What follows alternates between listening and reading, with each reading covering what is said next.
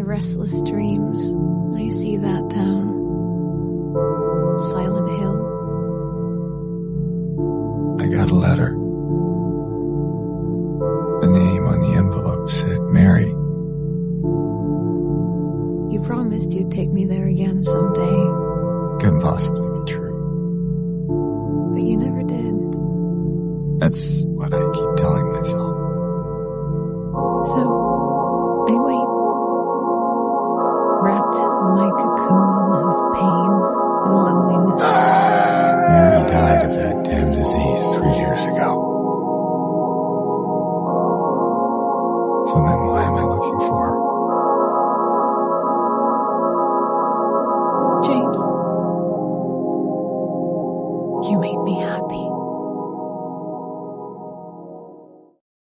Silent Hill, a video game franchise that's well known for breaching the boundaries of horror, from its writing to the characters to the philosophy it tries to question while you play the game.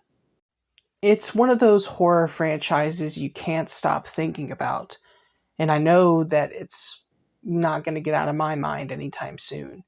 Silent Hill 2 specifically is one of my most favorite games of all time. I've put hundreds of hours into it, from the HD collection, I know, controversy there, and the now remake that has come out. And I wanted to tell you guys that it's just one of my most favorite games. It's inspired me from my career in writing books to even my YouTube channel that y'all know and love me for, which is where the name Red Save Point comes from. So, reference. But again, I just wanted to talk about one of my most favorite games of all time that inspires me the most. And I know it's already an over talked about game on YouTube in general, but I just wanted to take my shot at, talking about one of my most favorite games that's very personal to me and affects me not only as a person, but as a whole. But anyway, in today's video, we're going to be talking about some heavy subject matter and talking about some personal issues in the game and its emotional storytelling. So if you don't want to get spoiled, spoilers. But anyway, we're also going to ask some questions on what makes Silent Hill in general just so damn good, and what makes the gameplay good, what makes the story good, all these kinds of things. But anyway, my name is Red Save Point, and let's enter Silent Hill together. Excuse me. I'm sorry. I was just... Hey, it's okay. I didn't mean to scare you.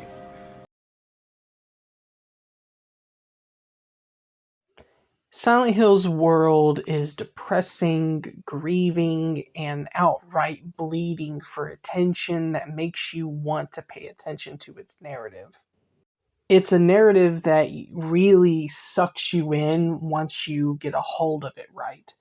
It's a world that is filled with monsters and different types of witnesses to horrible, horrible things, and emotional characters who are broken yet also complex. It's a place and story where it almost feels fake, but can also feel so real at times. And that's what Silent Hill is about. It is the emotional Midwestern vibe. Japan thought when creating Silent Hill to make it appeal towards American audiences by making it based off of America. And you can see multiple interviews where you can find, that feeling that they usually talk about, that Midwestern kind of vibe. And it's one of my most favorite types of horror, and usually where most of my stories take place is in Midwestern towns. Sorry. Anyway, I'm glad you're alive. Anyway! One of Silent Hill 2's biggest strengths is it's not only its narrative, but it's the general vibe that you get when you're playing. The foggy streets, the monsters, the general creepiness when you arrive in the other world, the characters that make you super uncomfortable when you talk to them. that kind of thing, especially Eddie, like right here. And it is just a powerful message of different feelings and emotions that yourself can't really handle, because it's just such an uncomfortable feeling being in this midwestern town that really shouldn't exist but also feels so real. Now, depending on which version that you're going to be playing, you'll get a different vibe in general. If you want to get to know what I mean, it's more like this. If you play the original PS2 version versus the remake, you're going to get a different vibe from playing. The original obviously has a total different vibe from it. From the atmosphere to the way it grips you in, it's just totally different. The remake, on the other hand, is also sort of familiar, but also distinct enough to be called its own type of feeling. It drives you into this sort of uncomfortableness to the point where it makes you just feel so off. With the footage that I'm about to use, like right here for an example, you can tell by the general just vibe that you see that it's just a little different. Graphically, it is almost amazing. I love the remake in every way when it comes to just the general vibe. But besides that, it is just a vast emptiness of urban jungle, if you get what I mean. It does feel familiar somehow. Like a bad memory. Silent Hill 2 is a game that a lot of people adore. It's one of those games that a lot of people can get into. It just feels so heartfelt. A lot of people love the general vibe, the story, the characters, for many different, individual reasons. But in my opinion, it's just one of those game series that just comes to heart and feels so good to get into, but also feels so ugly, if you get what I mean. For the next large part of the video, I'm going to be doing an analysis on characters and the story and how they affect everything, and the meaning of everything. Just an analysis of everything, that's what I mean. But a fair warning to people who, suffer from mental illness or can't handle, dark storytelling in such a way. I warn you here now that things are about to get heavy for some, subject matter ahead. But anyway, please enjoy the next portion of the video as we talk about the story of Silent Hill 2 and its characters. Burdens. Silent Hill 2's story is about burdens and the guilt that we have around people and how they can change us from the choices that we make to the punishments that we receive. What makes us human from the choices that we make and how we deal with them. And most importantly, how we lash out at people, usually the ones that we love, or stuff down our pain deep inside us so that we don't talk about it. And a lot of Silent Hill 2's story is definitely about these types of things and how we handle guilt, pain, and punishment. Life is full of burdens and guilt and pain, and most importantly, responsibility. Now, how we handle responsibility is dependent on the choices that we make as people and how it affects us as people, how we grieve, how we process things, and how we exert it onto others.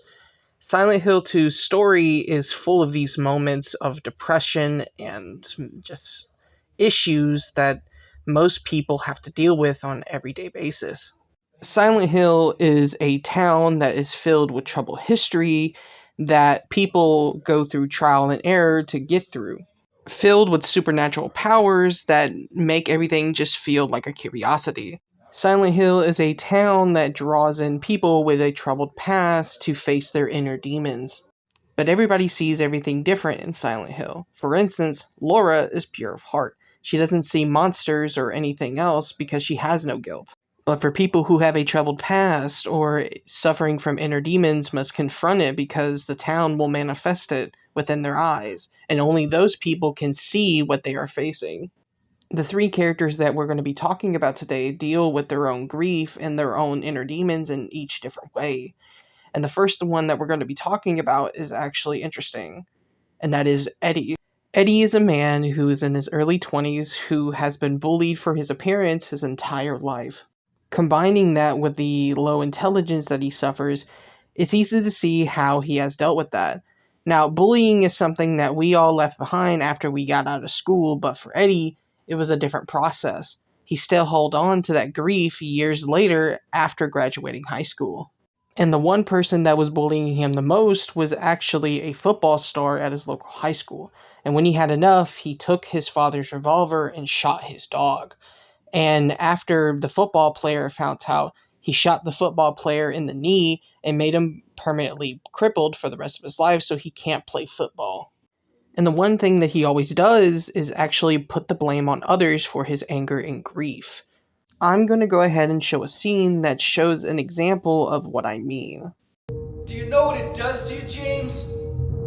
When you're hated, picked on, spit on, just because of the way you look, after you've been laughed at your whole friggin' life.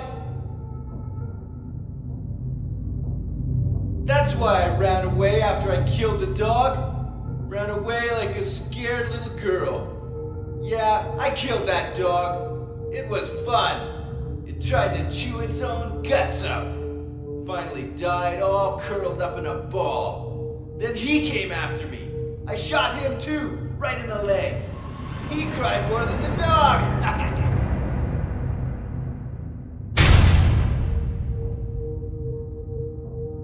He's gonna have a hard time playing football on what's left of that knee. You think it's okay to kill people? You need help, Eddie. Don't get all holy on me, James. This town called you too. You and me are the same. We're not like other people. Don't you know that? Let's party! And after dealing with such negative energy, Eddie develops self-hatred and anger and develops a mental illness called body dysmorphia, which is a mental illness that affects the way that you think about your own body. And it's to the point where someone might hyperfixate on one aspect of their appearance, making them actually believe that they are what they perceive to believe in, which then Eddie actually believes that he is a fat, disgusting pig, and he absolutely hates his appearance because of his bullying. There is a scene with Laura, actually later on, where Eddie is just eating pizza, and she is just calling him out on just eating pizza and calling him fat, ugly, and stupid, and all of these kind of mean names, which is used as an example to just tear him down and just make you see the way that he does. So what'd you do?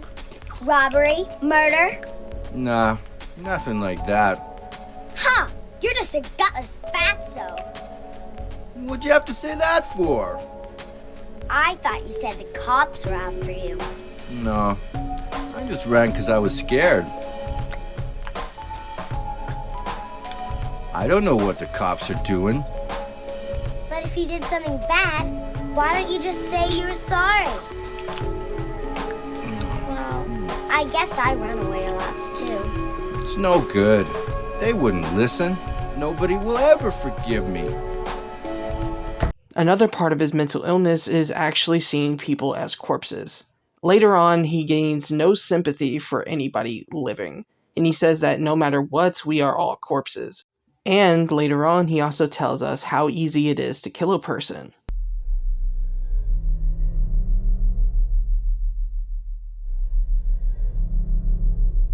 Killing a person ain't no big deal. Just put the gun to their head. Pow!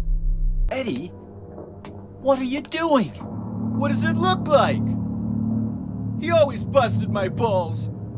You fat, disgusting piece of shit. You make me sick.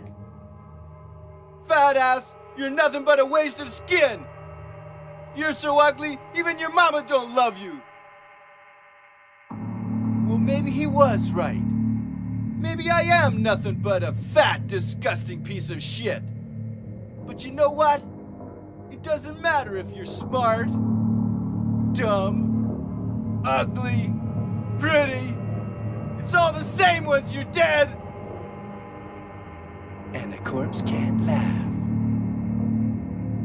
From now on, if anyone makes fun of me, I'll kill him. Just like that. Eddie's biggest issues were the fact that he bottled everything up and saw himself as how people saw him. His bully, for example, just kept on making fun of him for his appearance and intelligence, and that's how he identified himself. Eventually, when everything accelerated, he killed his dog and crippled his bully for the rest of his life to the point where he'll no longer have a career in football. And that is a terrifying thing to really think about. And yes, even though bullying is always wrong, that is definitely the wrong thing to do. You got to remember the steps of bullying. People who bully are usually having trouble at home and are usually trying to get a reaction out of you. And remember, it's always the wrong thing to do to just react back with such negative input. It can always fall back on you and blow up in your face. Now, there isn't wrong with standing up for yourself, but succumbing to violence is always the wrong thing to do. If you're having trouble with bullying, always try to go talk to somebody who, can handle it the most official way that it can. Do not accelerate like Eddie and put yourself in a position where succumbing to violence will accelerate things. And the reason why Eddie is succumbing to this madness inside of Silent Hill is because Silent Hill is trying to help Eddie realize that these are only just labels. He is not the labels that people put him up to be as. He's not a fat, disgusting pig. He is a human being. And if Eddie realizes that, he would be a better man. He can move on and forgive his bullies and move on to be a better person. And the bullies would do so as well as he grows as a person. People are who they are, but you cannot change what you are unless you enhance those labels. And that's what Eddie does. He enhances the labels that he has given and turns himself into the things that his bullies have given him. And that's what is strongest about Eddie's character. He is a person who succumbs to these labels and just becomes what the bullies have given him. And for people who are watching at home who feel this kind of way, do not do what Eddie does. It is the opposite reaction of what Eddie or anybody just should be doing. And it's just disgusting and evil, and people shouldn't be that way. Eddie is a dark man with insecurities that turned into violent thoughts. He's actually a very interesting villain for Silent Hill 2, and I definitely suggest watching some more videos on him. But for now, we're going to be getting into our next character, and my favorite one.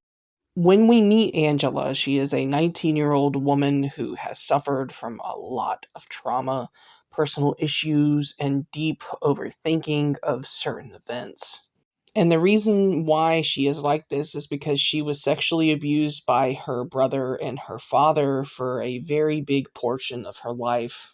And not only that, but her mother stood there and watched her receive all of this abuse and decides to hitchhike out of town and leave everything behind. And after a long time of suffering from this abuse, Angela has gained a huge distrust in men in general. You can see through the different interactions that James has with Angela that she does not trust him or makes assumptions of what James is going to do to her. In the Silent Hill 2 novelization, Angela also stated that she worked a waitressing job, which she hated because of the uniforms and also being stared at by different men.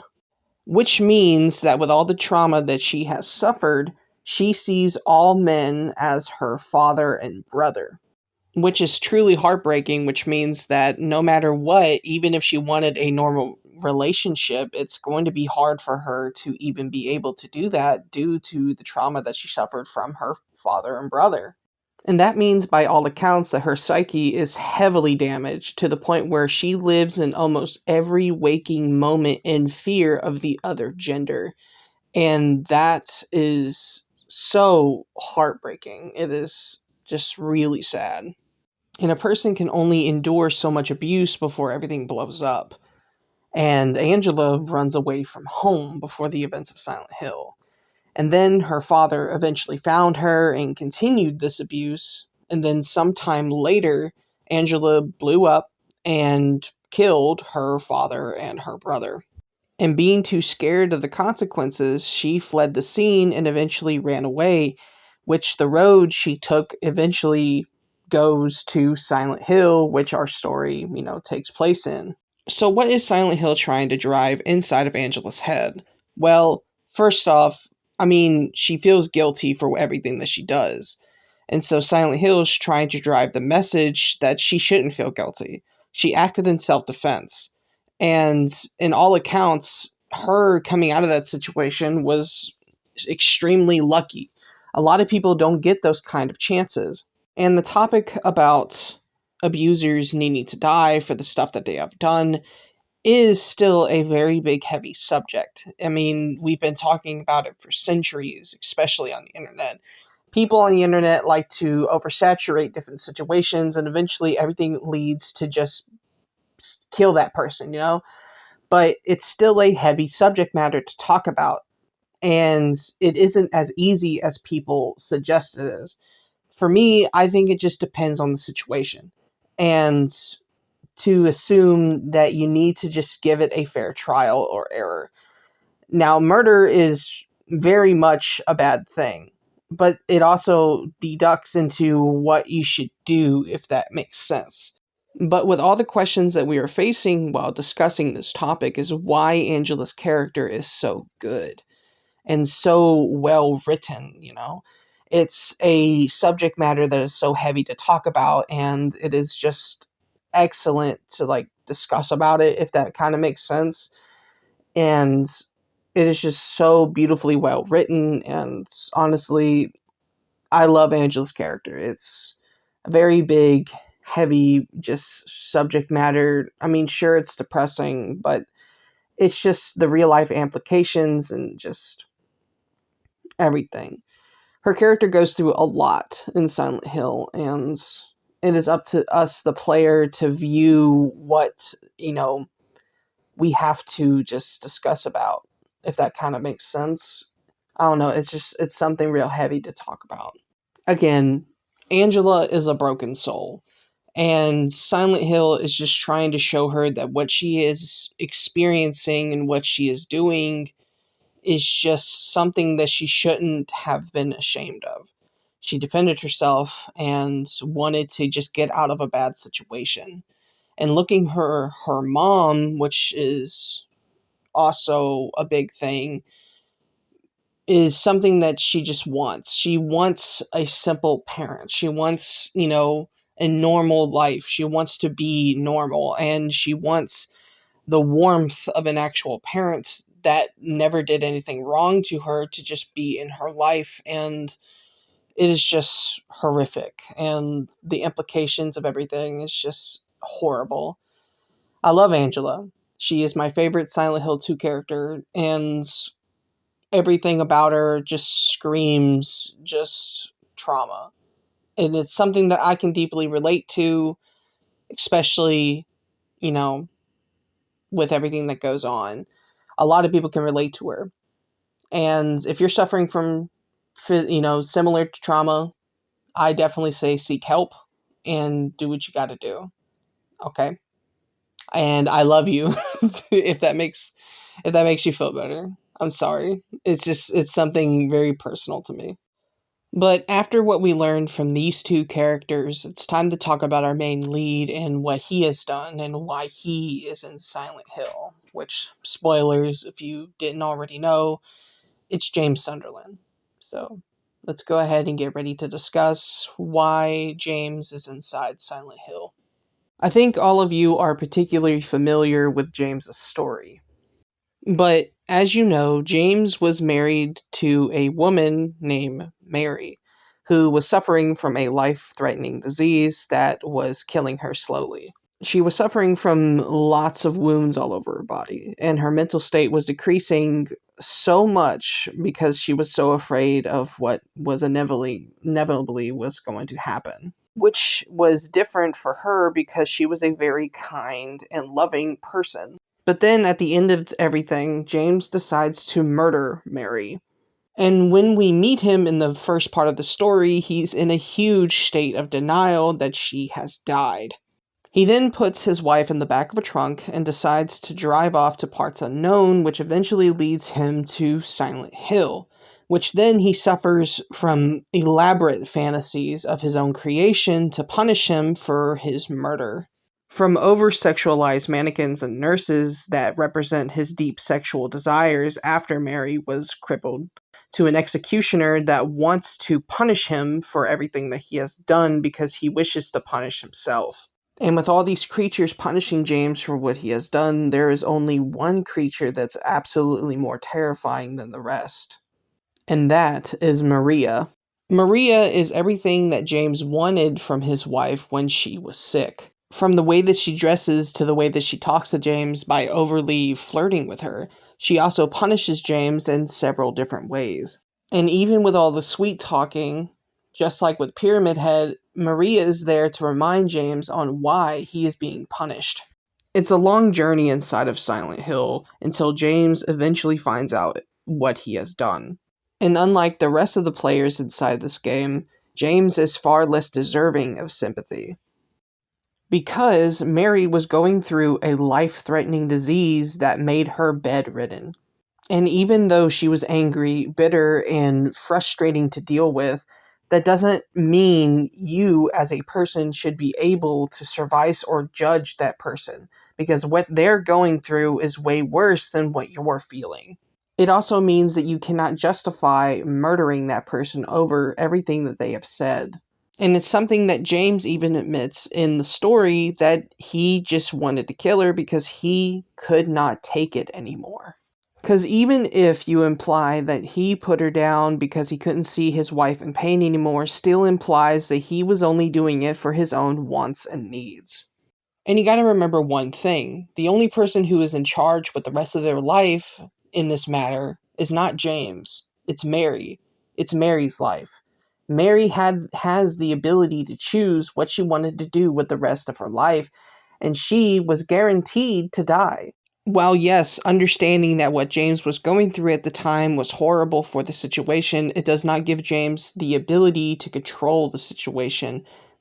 And what I'm trying to say is that nothing that James was going through justifies the murder that he did with Mary. It's absolutely horrible and disgusting. And if you want an indicator of what I mean, look at Pyramid Head. Just like with Eddie and Angela, Silent Hill is trying to show James what he is and what he has done. But unlike Eddie and Angela, Silent Hill is giving James the chance to choose the punishment for himself. In the Leave ending, Mary forgives James for what he has done, and James adopts Laura as if Mary would have wanted. In the In-Water ending, James comes to reality with what he has done, and he drives himself in the lake with him and his dead wife in the trunk of the car. In the reimagined Stillness ending, Mary comes into the scene and tells James that she is going to wait for him on the other side. In the Rebirth ending, James gets so distraught about what he has done that he tries to revive Mary using the dark forces of Silent Hill. In the Maria ending, James leaves with Maria, and as they drive away, she coughs, solidifying that everything that he just went through is going to repeat. Now, you might ask, which ending is the canon one? Well, really, there isn't one. But most prefer the In-Water ending as the definite canon one. Because in this version, James finally realizes what he has done and finally just drives himself inside the lake, knowing that he deserves it. This ending is considerably the most popular ending for the game. Even the main creators of Silent Hill have said that the In-Water ending is their preferred ending for James. Silent Hill 2 is a story about guilt and burdens. It's a story of normal people facing their inner demons of stuff they have experienced throughout their entire lives. 3 different experiences, 3 different perspectives of certain situations that is significantly impossible to just sit down and talk about. It's a story widely considered in the Silent Hill community as the best story in the Silent Hill franchise, and I can't help but agree.